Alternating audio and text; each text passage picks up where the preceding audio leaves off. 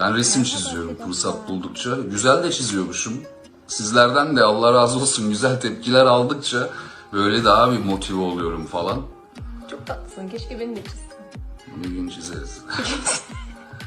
Canım çok tatlısın. Beni de çizsene. Hoş bulduk.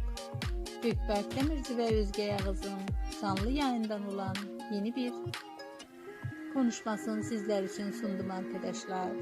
Aşk dolu görüntüleriyle herkesi hayran bırakan başarılı oyuncumuz, muhteşem görüntüleriyle herkesin kalbinde taht kurdu.